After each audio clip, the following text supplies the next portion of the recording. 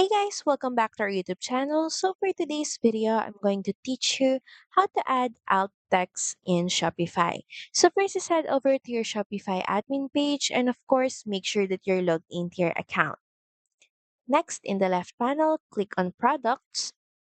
Now select the specific product that you would like to add an alt text.